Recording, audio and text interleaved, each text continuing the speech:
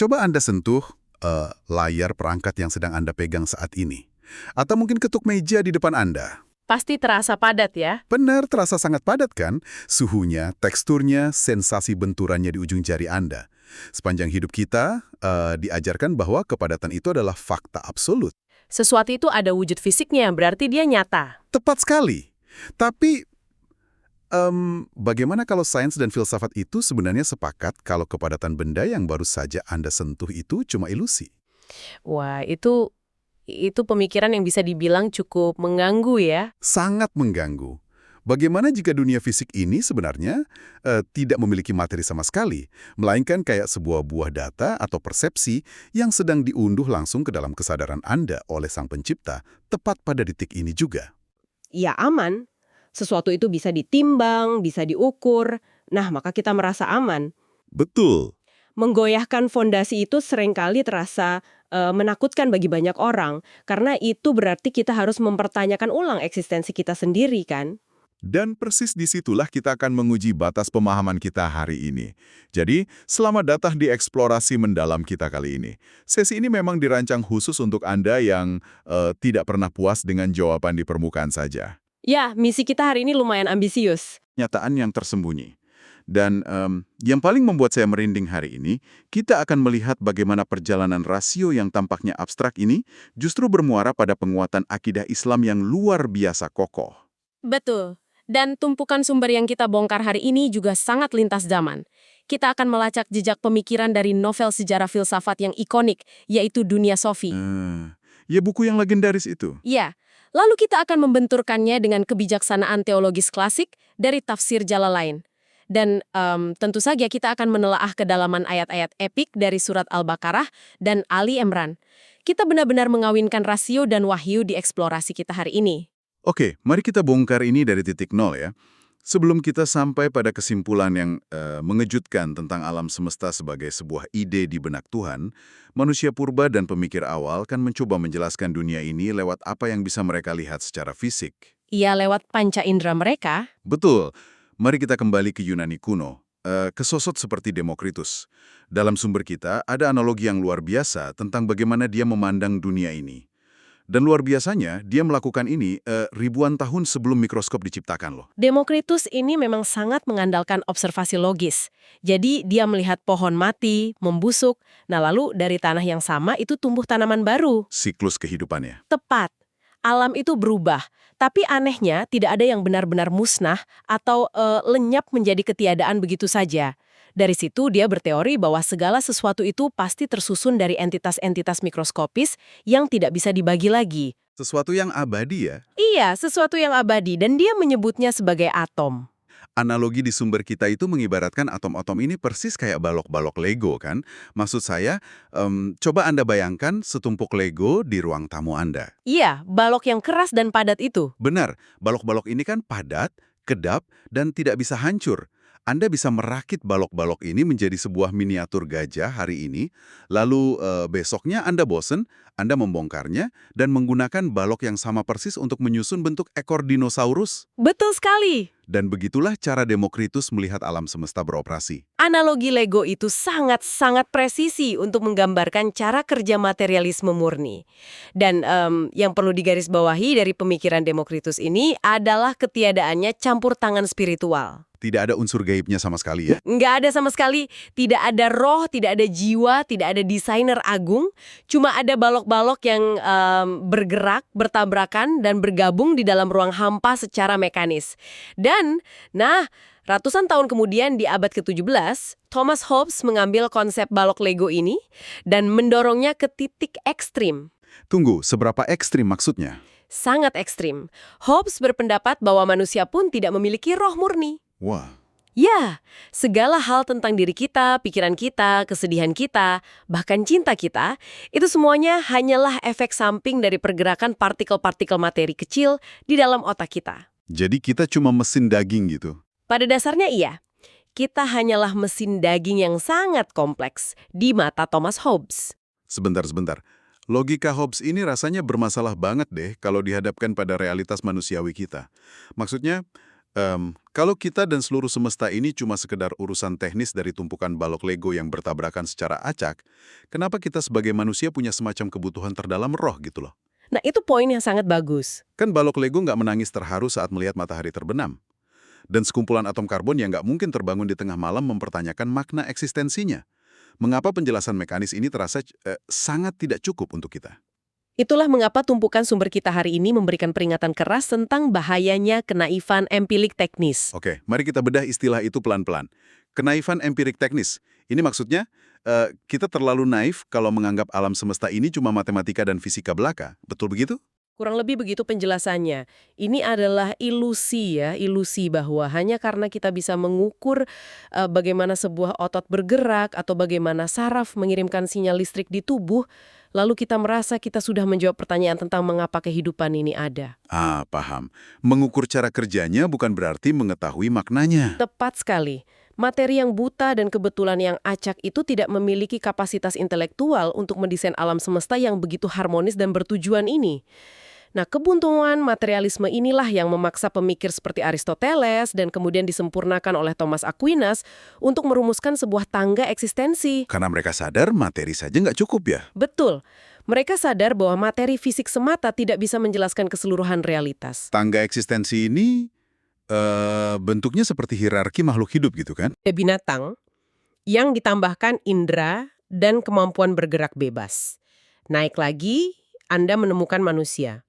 Manusia ini memiliki tubuh fisik, tapi dianugerahi yang namanya akal budi. Sesuatu yang melampaui fisik murni ya? Iya, tapi Aquinas berargumen, tangga ini secara logis tidak mungkin berhenti di manusia saja.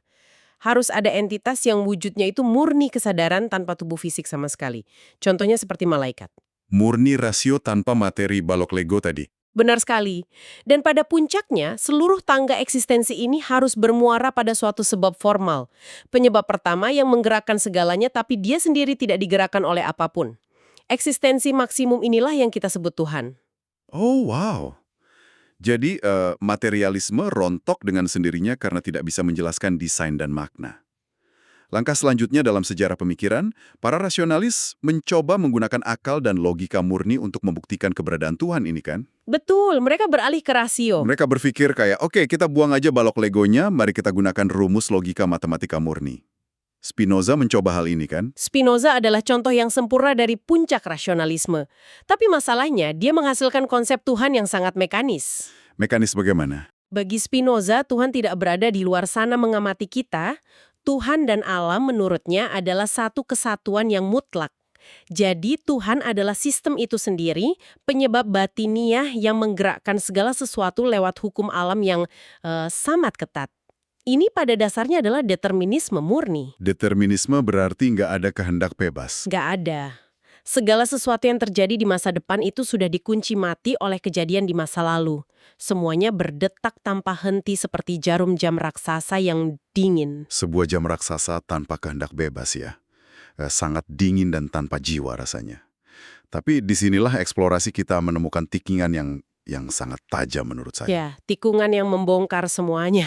Rasio manusia yang sangat diagungkan oleh Spinoza tadi ternyata punya batas yang fatal ketika mencoba menjawab pertanyaan terbesar alam semesta. Saya harus mengakui waktu membaca argumen Immanuel Kant tentang hal ini, otak saya sedikit berputar. Haha, iya kan memang sering membuat orang pusing. Kan seolah-olah membuktikan bahwa akal kita ini sebenarnya menipu kita sendiri loh. Itulah yang dikenal sebagai antinomi Kant. Ini adalah salah satu demonstrasi paling brilian dalam sejarah tentang keterbatasan epistemologis manusia. Kant tidak hanya bilang bahwa akal itu terbatas ya, tapi dia mendemonstrasikannya secara mekanis di depan mata kita. Nah, coba bantu kita mengurai mekanismenya pelan-pelan. Karena menurut Kant, dengan logika yang sangat rasional, kita bisa membuktikan dua hal yang saling bertentangan secara bersamaan tentang alam semesta kan? Coba Anda gunakan akal Anda untuk membuktikan bahwa alam semesta ini tidak memiliki awal mula. Bahwa waktu sudah berjalan mundur sampai tak terhingga lamanya. Oke, jika alam semesta memiliki awal mula, berarti sebelumnya ada ketiadaan murni dong. Betul. Tapi dari ketiadaan absolut, tidak mungkin tiba-tiba muncul sesuatu. 0 ditambah 0 kan akan selalu 0. Jadi secara logis, alam semesta ini pasti selalu ada tanpa awal. Masuk akal sekali. Sangat logis kan? Nah sekarang, mari kita putar balik arahnya. Coba buktikan bahwa alam semesta itu justru harus memiliki awal mula di suatu titik di masa lalu. Wah, ini jebakannya nih. Kalau alam semesta tidak punya awal mula, berarti waktu yang sudah berlalu ke belakang itu kan tak terhingga atau infinite ya? Iya, infinite. Tapi kita tidak mungkin bisa melewati sebuah ketak terhinggaan untuk sampai ke detik ini. Ibarat kita menghitung angka sampai tak terhingga, ya kita nggak akan pernah selesai. Nggak akan pernah sampai ke hari ini. Tepat. Fakta bahwa kita ada di detik ini membuktikan bahwa waktu pasti punya garis start. Wah, ini juga sangat masuk akal. Dan disitulah letak kengeriannya. Kedua argumen itu memiliki fondasi logika yang sama-sama tak terbantahkan, namun kesimpulannya sepenuhnya saling bertentangan secara frontal. Dua-duanya benar, tapi dua-duanya salah. Keduanya masuk akal dan secara bersamaan keduanya mustahil. Nah, lewat antinomi ini, Kant secara brutal membongkar arogansinya para rasionalis. Dia membuktikan bahwa rasio manusia dan pengalaman indrawi kita ini hanyalah kacamata kecil yang desainnya memang tidak mampu untuk menangkap realitas di luar ruang dan waktu. Jadi akal terbatas pada ruang dan waktu saja ya? Akal tidak bisa menjangkau kebenaran tertinggi, apa kita cuma bisa tenggelam dalam ketidaktahuan begitu saja? Untungnya Kant tidak membiarkan kita tenggelam. Dia menyadari bahwa di mana akal manusia itu gagal, di batas terluar logika kita, tercipta sebuah ruang hampa. Ruang hampa yang butuh diisi. Tepat. Dan ruang hampa itu tidak boleh dibiarkan kosong, melainkan harus diisi oleh pilar lain, yaitu iman. Kant menyebut konsep Tuhan, lalu jiwa yang abadi, dan kehendak bebas manusia itu sebagai sebuah dalil praktis. Dalil praktis. Artinya, ini sesuatu yang kita yakini agar hidup ini bisa berjalan dengan semestinya. Keadilan tertinggi dan makna perbuatan baik kita menjadi runtuh tak tersisa. Nah, ini sangat sejalan dengan transisi pemikiran besar lainnya yang tercatat dalam sumber teks kita hari ini. Anda ingat momen epik saat Paul atau Bulus berdiri di Bukit Areopagos di Athena? Ah iya. Areopagos itu kan pusatnya para intelektual dunia kuno. Dia berhadapan langsung dengan para filsuf, Epikurean dan Stoik yang sangat terobsesi dengan logika dan alam material. Dan coba perhatikan metode komunikasinya di sana. Paul tidak menantang mereka dengan debat logika yang rumit-rumit. Dia tidak menggunakan teori atomnya Demokritus. Dia menggunakan bahasa mereka sendiri ya? Dia langsung menunjuk pada altar mereka yang didedikasikan untuk dewa yang tak dikenal. Dan dia menyatakan sebuah konsep yang membalikkan seluruh paradigma mereka. Dia bilang Tuhan yang mendesain semesta ini tidak tinggal di dalam kuil batu buatan manusia. Dia mengatakan kalimat yang beresonansi sebanyak sejarah. Di dalam Dia, kita hidup, bergerak, dan mengada. Di dalam Dia, kita hidup, bergerak, dan mengada. Konsep itu mengubah posisi Tuhan secara radikal loh. Dari sekedar pembuat jam yang ada jauh di luar sana, di atas awan, menjadi medium, lingkungan, atau tempat realitas itu sendiri beroperasi detik demi detik. Sangat radikal pada zamannya. Dan pemikiran ini sebenarnya menyiapkan panggung untuk pemikir yang menurut saya paling revolusioner dalam eksplorasi kita hari ini. Seseorang yang melihat betapa berbahayanya materialisme mekanis dan memutuskan untuk menghancurkannya dari akar. Kita sampai pada konsepnya George Berkeley. Nah, jika ada satu konsep yang harus Anda bawa pulang dari eksplorasi ini ya, ini adalah konsep imaterialisme Berkeley. Berkeley ini sebenarnya adalah seorang empiris, namun dia merasa gagasan bahwa alam semesta ini dikendalikan oleh materi buta yang beroperasi secara independen adalah ancaman teologis terbesar. Ancaman bagi eksistensi Tuhan itu sendiri ya? Betul, logikanya begini, jika atom dan gravitasi bisa menjalankan semesta ini sendiri tanpa intervensi siapapun, lalu di mana letak posisi Tuhan? Saya selalu terpesona dengan cara Berkeley membedah masalah ini. Karena kan sebelum dia, para pemikir seperti John Locke percaya bahwa benda-benda fisik punya kualitas primer ya. Seperti kepadatan, ukuran, berat, yang benar-benar eksis di luar sana di dunia nyata, terlepas dari apakah kita sedang melihatnya atau tidak. Ya, pandangan yang sangat umum diterima. Berkeley datang dan menyapu bersih ide itu. Dia menyatakan sebuah prinsip, esse est percipi, mengada berarti dipersepsi. Berkeley membongkar ilusi bahwa ada substansi fisik yang mandiri.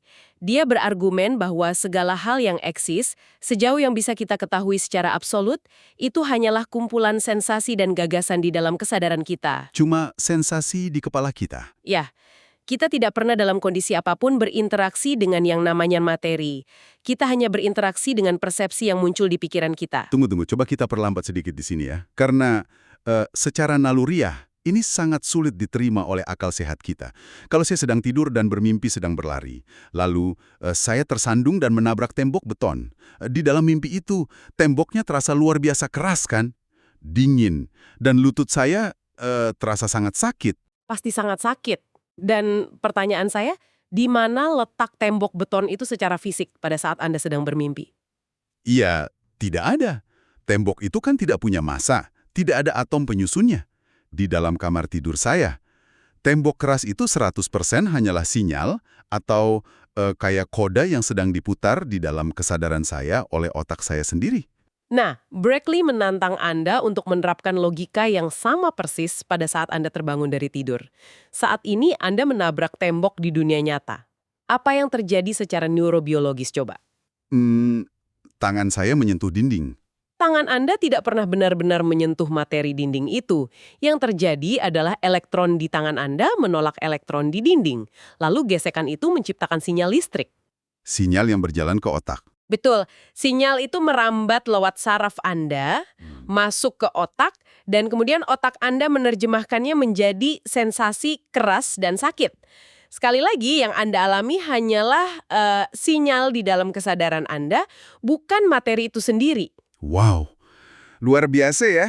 Jadi sensasi ini sepenuhnya real, kerikil tajam yang kita injak itu benar-benar terasa sakit, tapi tidak ada substansi material yang mati di balik itu semua. Semuanya cuma persepsi. Semuanya adalah proyeksi persepsi. Pertanyaan mendasarnya kemudian berubah drastis dong. Kalau di dalam mimpi, pikiran saya sendiri yang menciptakan tembok ilusi itu.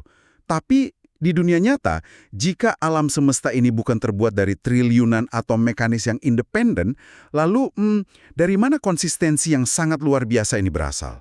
Itu pertanyaan kunci. Maksud saya, siapa atau apa yang secara terus-menerus memproyeksikan sinyal-sinyal keras, dingin, panas, gravitasi ini ke dalam kesadaran kita semua secara serentak setiap saat?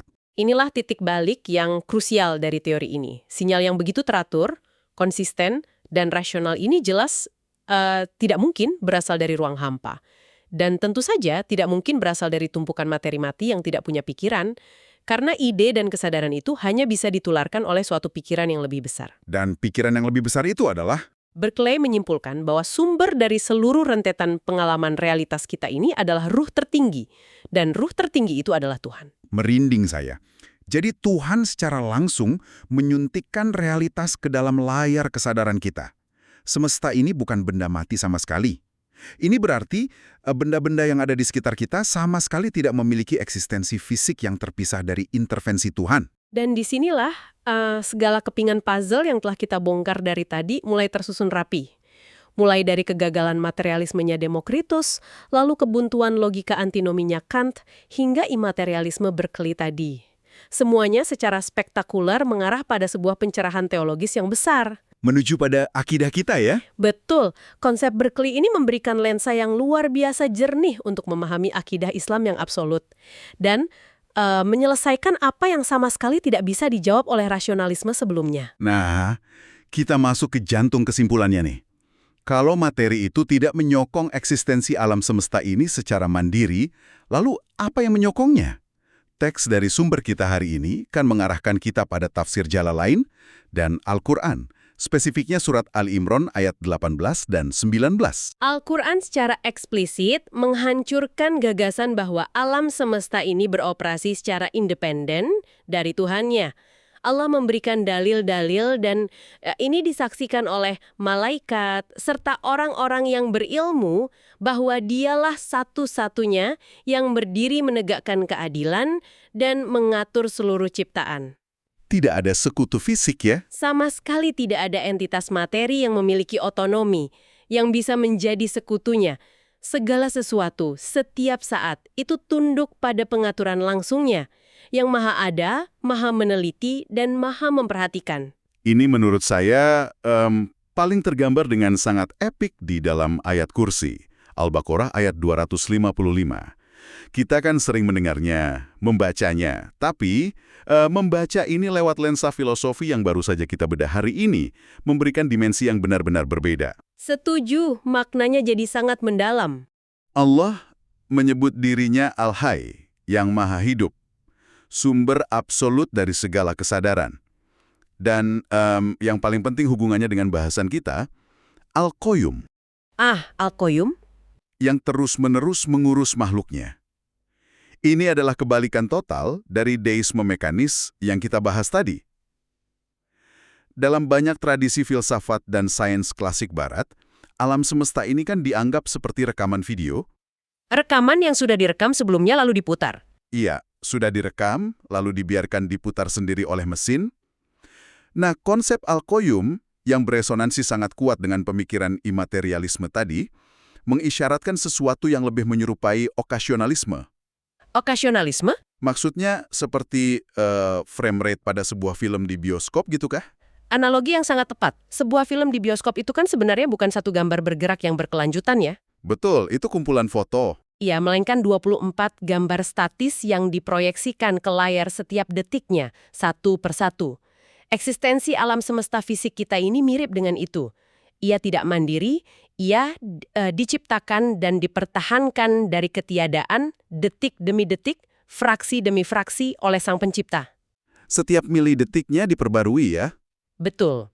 Ayat tersebut melanjutkan dengan tidak mengantuk dan tidak tidur. Mengapa ada penekanan ini?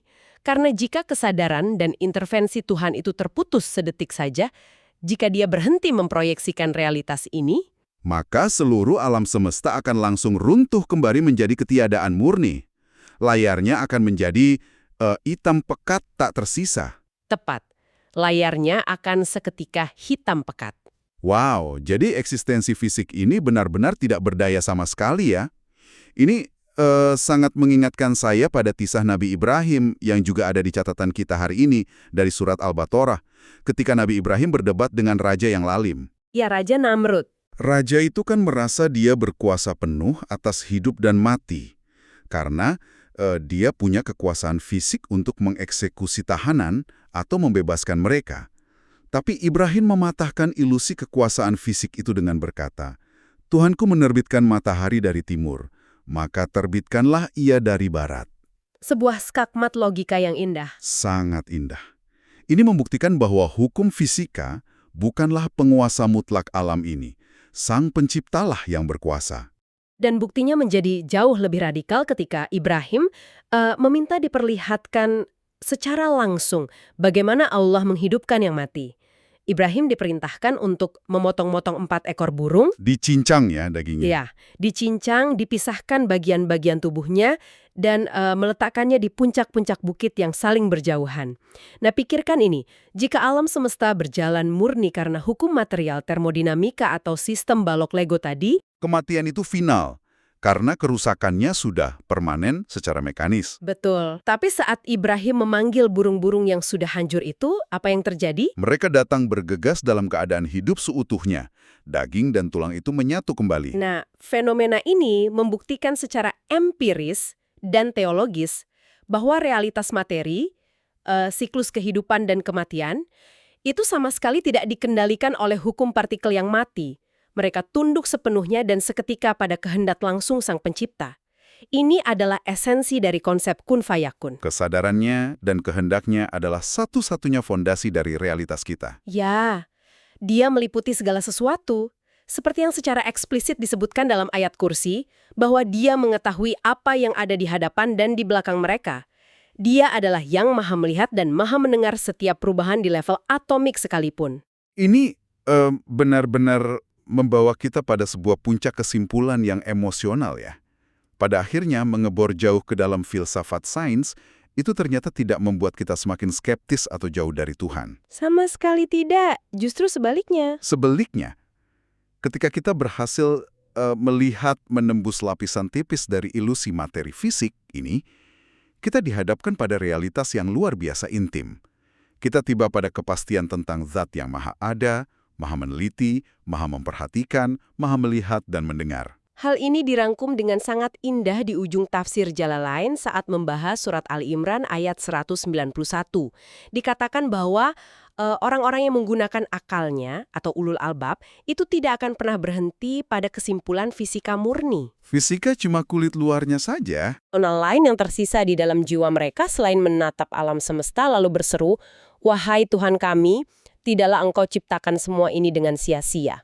Dan pengetahuan ini, wawasan filosofis dan teologis yang baru saja kita bedah bersama ini, seharusnya bisa mengubah secara fundamental bagaimana Anda berjalan dan berinteraksi di dunia ini. Mulai detik ini juga. Ya, cara kita melihat benda mati tidak akan sama lagi. Pasti. Mengetahui semua ini, keberadaan Anda bukanlah sebuah kecelakaan dari benturan kosmik balok Lego acak. Realitas fisik tempat Anda berpijak saat ini bukan panggung mekanis yang sunyi dan mati. Ia adalah kanvas dinamis yang sedang dilukis detik demi detik oleh Yang Maha Memperhatikan. Betul sekali. Kanvas yang sangat hidup. Jadi, sebagai pemicu perenungan Anda saat Anda melepaskan headphone ini nanti ya, jika gagasan Berkeley dan ayat-ayat suci tadi menunjukkan bahwa setiap hal yang kita rasakan tidak terlepas dari intervensi langsung Tuhan. Maka tidak ada kejadian kebetulan di alam semesta ini. Tidak ada kebetulan sama sekali. Maka setiap hembusan angin dingin yang menyapu wajah Anda, atau kerasnya ubin di bawah telapak kaki Anda hari ini, itu bukanlah sekedar benda yang kebetulan ada di sana. Semuanya adalah ayat. Iya, mereka adalah ayat, tanda, sebuah pesan atau sensasi yang secara live, secara langsung, sedang dikomunikasikan oleh Sang Pencipta langsung ke dalam layar kesadaran Anda pribadi. Sebuah dialog langsung tanpa perantara materi. Dialog langsung dengan Pencipta Anda. Nah, pertanyaannya untuk Anda bawa pulang dari eksplorasi mendalam kita hari ini. Jika seluruh alam semesta di sekeliling Anda detik ini adalah bahasa langsung dari Tuhan, apa yang sebenarnya sedang Dia katakan kepada Anda hari ini?